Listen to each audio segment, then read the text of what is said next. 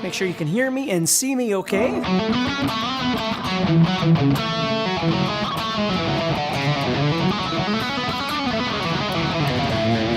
All right, so it is Wednesday. Today we're going to be talking more about scales. We're going to be celebrating the launch of my Essential Guitar Scales course.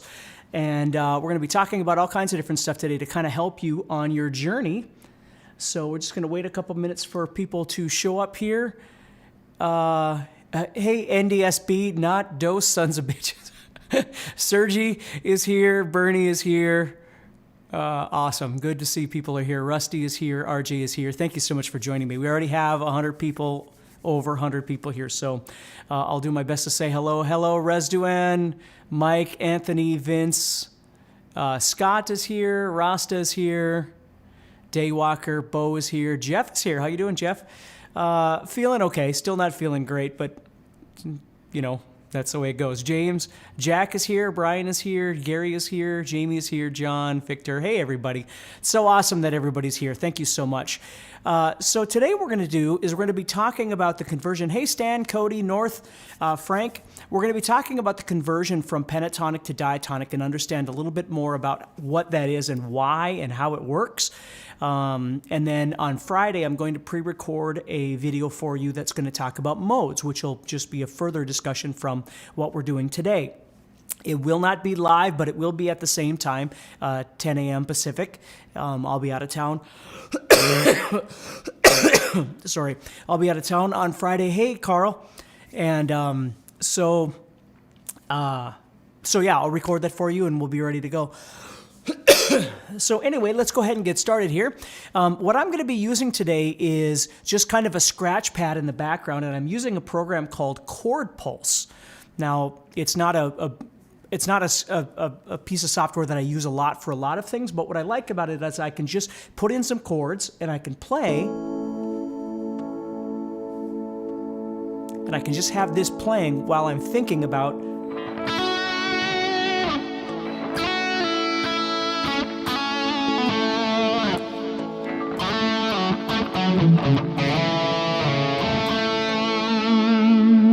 okay? So that's what we're going to be doing today, is talking about that. So let's start off by just understanding this. This is the way I always explain pentatonic and diatonic to people, is to students, is that pentatonic and diatonic are the same thing. They are the same thing. The difference is that pentatonic is missing two key pitches that make it diatonic. Now, when we pull those two notes out and make it pentatonic, what happens is we're left with this skeleton. Think of those other two notes as kind of adding meat onto the skeleton. So when we've just got the 5 notes of the pentatonic, we've got this skeleton. And the benefit of that is that there's the notes that are left are very useful and easy to use in just about any situation. When you add those 2 notes back onto the skeleton, which is the pentatonic, it starts defining diatonic and modes and things like that. So first of all, let's understand what we're talking about here. Pentatonic, we're talking about 5 notes. Diatonic, we're talking about 7 different notes, okay? And then they get repeated in octaves. So with the pentatonic scale, for instance, if I'm playing A major, which is what I'm going to be using, I'm going to use major and minor today and then expand them out for you. Okay, so I'm doing A major. So I'm playing the notes A, B, right here I have C sharp, and then I have E, and then I have F sharp, and then I go back to A. So those are my notes for my pentatonic major. Okay? Now the nice thing about pentatonic is that it's got these larger intervals that we can hear.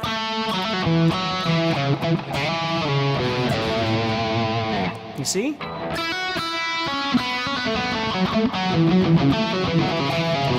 So we get that really kind of large sound, that intervallic sound with the pentatonic, which is really great.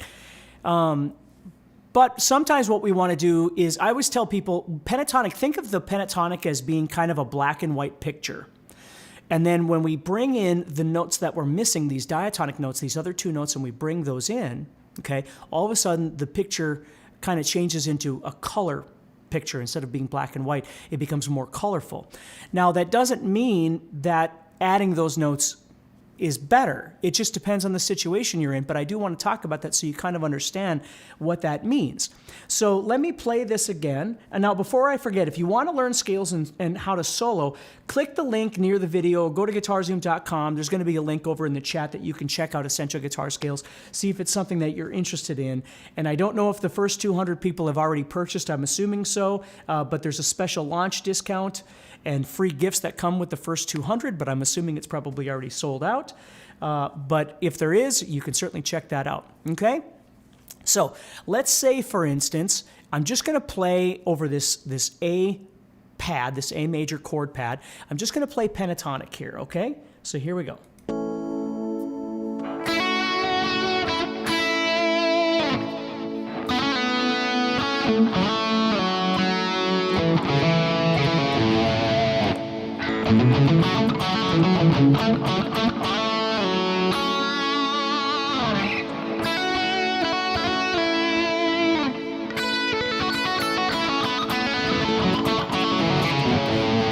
Okay, now for some reason in my mind, sometimes that pentatonic has a little bit of a Middle Eastern kind of sound to it, which I really, really love, especially in the major side of things like this. But what I want to do now is I want to show you, if I was to take two notes and add them back into this, we're going to wind up with what we call the major scale, the do, re, mi, fa, sol, la, ti, do scale. And that's what we're going to talk about today. On Friday, I'll go a bit more into just a basic explanation of modes from what we're talking about today, so it connects together.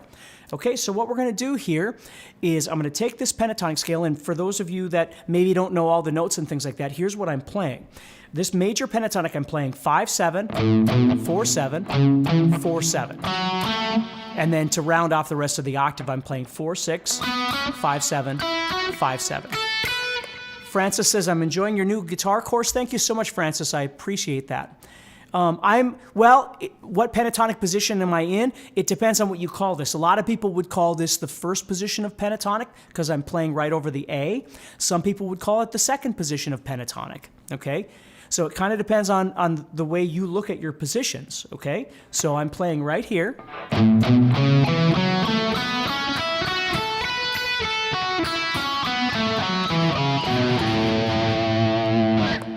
Okay, right there. And we're going to focus right now on just this first octave. Okay, so there's my pentatonic again. I'm playing A, B, C sharp, E, F sharp, and then A again. Now, when I'm playing major pentatonic in this case, the two notes that I'm missing are the fourth and the seventh. Now, before I explain that to you, understand this. When we talk about the pentatonic, we can only talk about 5 notes because there's only 5 notes in it. What used to confuse me was the theory. So if you know anything about theory and people talk about a root and a third and a fifth and all these different kinds of things like that, it's important to understand that theory does not come from the pentatonic. Theory comes from the diatonic, from the major scale, from do, re, mi, fa, sol, la, ti, do. So we need to have 7 notes to be able to talk about theory. So please understand that when you're talking about the pentatonic, you're talking about the diatonic scale, and you've thrown out 2 notes to make it pentatonic. It used to be diatonic, but you threw out 2 notes, and now it's pentatonic. Well, we're going to build that back up to being diatonic by adding in 2 notes, the 4th note and the 7th note. So take a look at this once. So if I play, I used to have 1, 2, 3, 4, 5, 1. Well, now I'm going to go 1, 2, 3, and I'm going to add in a brand new note now. I'm going to add in my actual 4th note. The dude 70Z4 says, I know nothing about theory. Is that a problem? It isn't for now. You might want to learn some basic theory at some point. I think that would be really, really good for you, and you might wind up loving it and learn even more theory. So, but for what we're doing today, you don't need to know any theory. So we're going 1, 2, 3. And we've added in this brand new note right here, the 5th fret on the 5th string, which is the note D. Now, what you'll notice is by adding in this note, this is the first time now that we have what we call a half step. Okay, when we were playing pentatonic, the intervals were always at least a whole step, 2 frets apart, and sometimes they were even 3 frets apart. You see that? So now all of a sudden we've got right there. Okay, we have one more note we need to add in, which is the 7th note. So we're going to go 1, 2, 3, 4, 5, 6, and here's our 7th note, which for us is going to be on the 6th fret of the 4th string. Okay, am I playing pinky on the B? I am. You're talking about the note B? Yeah, I'm playing my pinky, but again, don't worry about that right now. If you play this differently, like if you use different fingers, that's okay. What I'm doing is I'm just playing 4 fingers for 4 frets. So I'm just setting myself up to be able to play, since I'm playing from the 4th to the 7th frets, I'm just using these 4 fingers, but you could use whatever is comfortable for you.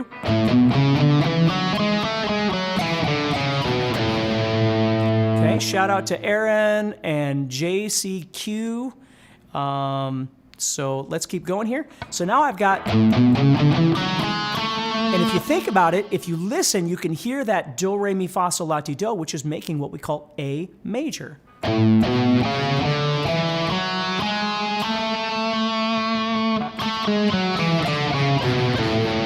So if you've never done this before, I took my pentatonic, which was 5-7, 4-7, 4-7, and now I'm playing 5-7, 4-5-7, 4-6-7. And again, use your ear and listen to that do, re, mi, fa, sol, la, ti, do sound.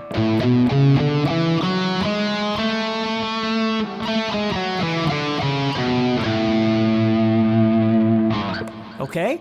Now, the notes that we've added in, and again, don't worry about your theory, but just so you understand, I'm playing the root, I'm playing the major second, okay? I'm playing up here, I've got my 1, 2, 3, I've got my major third, I've got my perfect 4th that I've added in now, my 5th, okay? My major 6th, my major 7th, and then my octave. That's what I'm playing. But again, if you don't know those terms, don't worry about it. But you'll see I've got these 2 new notes. Now with those new notes, I've got 2 new half steps. You see that?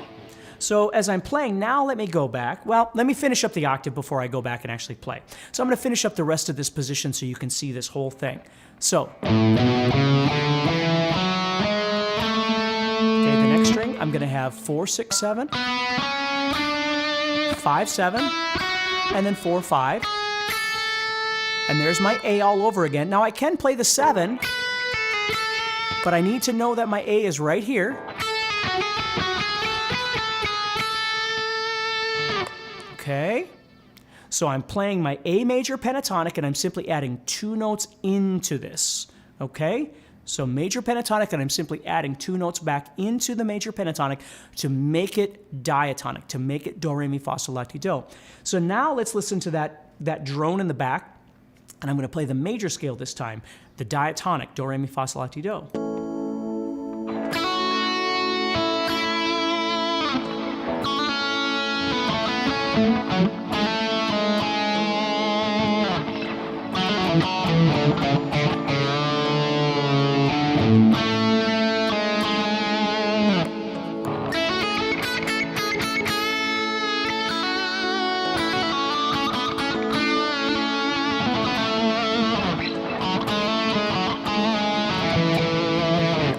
Okay, so it sounds a little bit different, doesn't it? Now, Mike says, thanks, Steve, I just realized, let me show you this.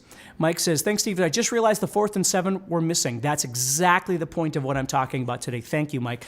That's exactly the point. So Ron says, what's the difference between pentatonic and diatonic? That's exactly what we're talking about right now, Ro. So we're adding these 2 notes back in. Now, when you're on the major side, major pentatonic, and you're converting back to major, the major diatonic, do, re, mi, fa, sol, la, ti, do, okay?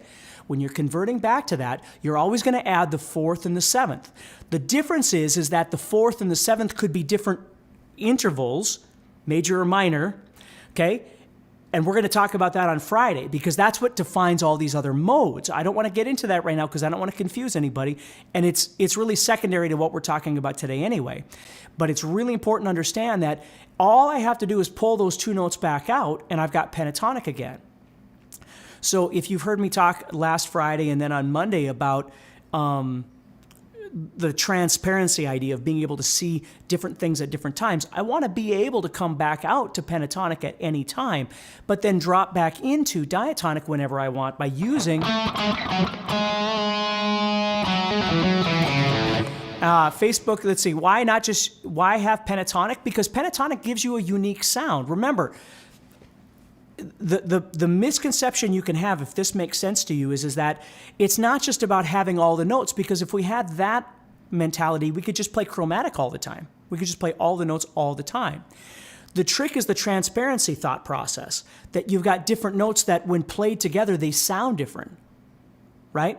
So when you play these notes a certain way, they sound a certain way, because music isn't about theory. Music isn't about scales. Music is about using all of that information to create something that sounds like music. That's the hard part, right? Is trying to figure out how to take the information that you have and convert it into something that sounds musical. That's the trick. So pentatonic has its own sound. When you take away the notes of the diatonic, you get, like I said earlier, for me it almost sounds like kind of a Middle Eastern thing when I play more pentatonic.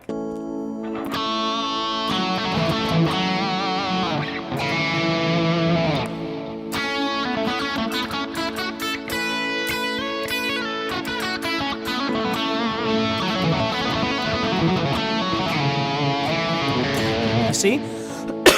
Where when I play diatonic,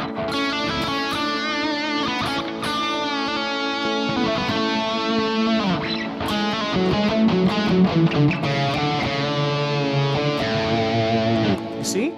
I can get different kinds of sounds with that. And what I'm doing right now over this pad, this sound, you can record a loop or whatever you want, or just find a jam track or whatever you'd like to do. But the most important thing is that when you're learning how to play scales and you're learning, you're going to practice with a metronome to try and increase speed and technique and all those kind of things. But please spend some time just playing the scale and listening and listening to what it sounds like when you play. I remember, and I'm not saying this is absolutely accurate because I really can't remember the quote, but it was a Satriani thing that has always stuck with me, where Joe Satriani was talking about when you practice, if you're practicing soloing, if you're practicing scales, from a technical standpoint, that's perfectly fine. But if you're trying to practice from a color standpoint of making your solo, making your solo sound more melodic and interactive with the chords, you have to have chords underneath to play to. Otherwise, it's like practicing basketball without a basketball hoop. You know what I mean? You can bounce the basketball all you want, but you really need the hoop to be able to experience all of the elements to get the basketball in the hoop. So if you think about it, when you start practicing this sort of thing, you really want to have something underneath you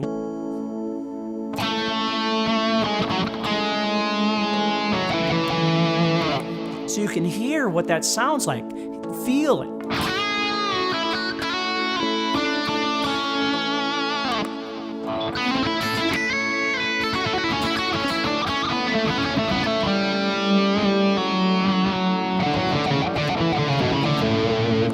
Practice all kinds of different scales and different things like that, but hopefully that kind of makes sense.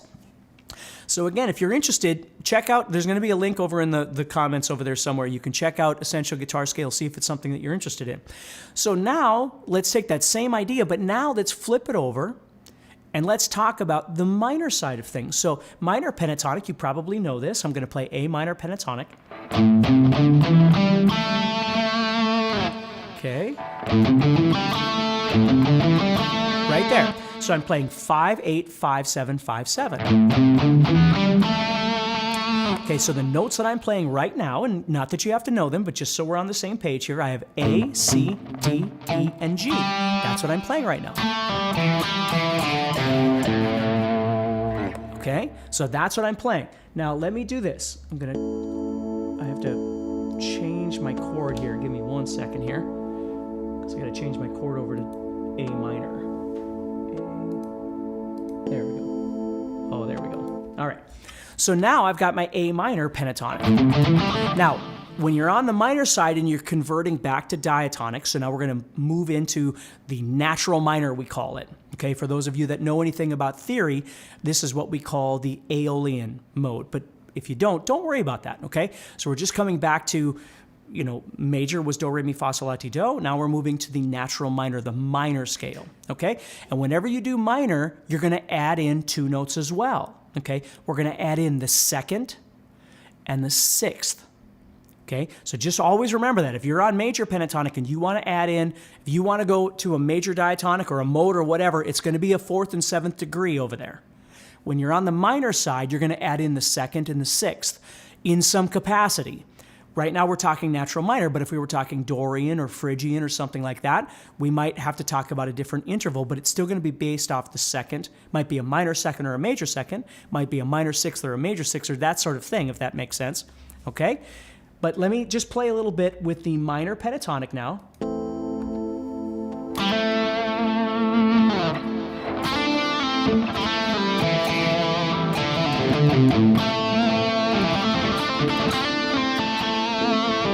Now I'm trying to not use like, other notes or do a lot of bending, things like that. I'm just showing you what the notes sound like.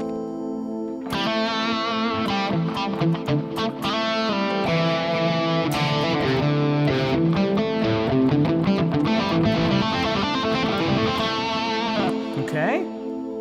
Now, we're going to add in the 2nd and the 6th. So what I'm adding in, I'm playing right now 5, 8, 5, 7, 5, 7. What I'm going to play now is 5, 7, 8. And then on the next string, I'm also going to play 5, 7, and 8. So I've added in the 7th fret of the 6th string, and I've added in the 8th fret of the 5th string to my pentatonic. Now, if you know anything about your theory, I'm adding in the major 2nd, then I got my minor 3rd here, my perfect 4th, my perfect 5th, and I'm adding in the minor 6th.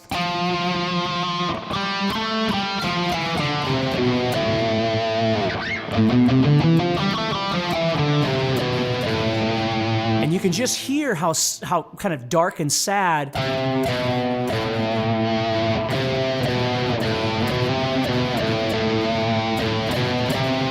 that sounds, right? Yeah, breaking the law. Right? Okay? That's got that sound. So now let's listen to that over this bed here.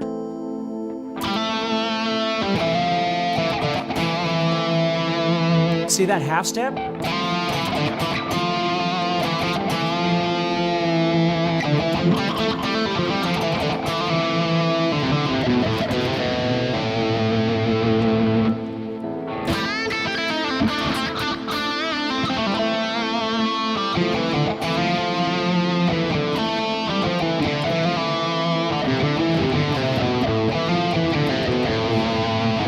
See that? So when we add those notes in, it takes our minor pentatonic, which used to be a bit more rock and roll maybe, or a bit more bluesy, and it makes it a bit more dark sounding. Now, I see people commenting on like some songs. Pentatonic, you'll find that a lot of children's songs are based off pentatonic. A lot of songs that we teach children how to sing are based off pentatonic. I was a Montessori instructor for many years, if you know what Montessori education is. And we teach them pentatonic because it's easier for them to sing those. So when you first start off learning, Three Blind Mice and things like that, a lot of that kind of stuff is more based off the pentatonic. But anyway, so if that kind of makes sense.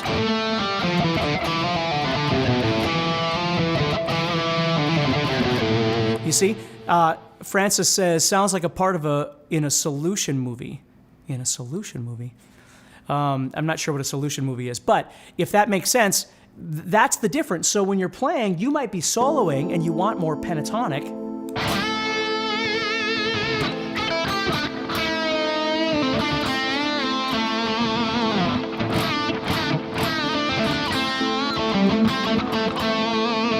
And then all of a sudden you want it to sound a bit more diatonic.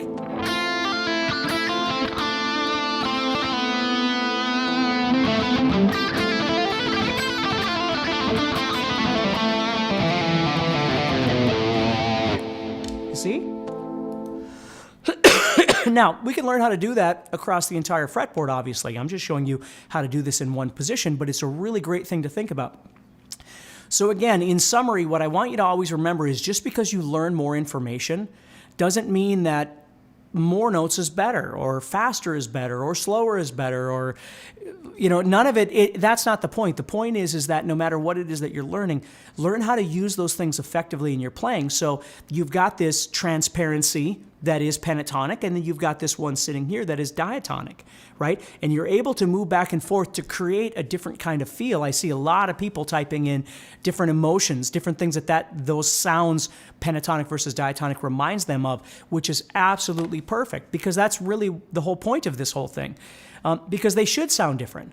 So for us as players, we got to remember that it's not just that we don't have two notes, or we do have two notes, or why would we do something like that? It's that our job is to try and by sell, I don't mean financially, I mean if somebody's listening, we're trying to convince that listener that what it is that we're doing is music, right? That's our whole goal, is to convince them, to convince ourselves, which is really tough to do, obviously, but to convince a listener that what we're playing sounds like music, whether it's rock, whether it's blues, whether it's country, whether it's metal, whatever it is that you like.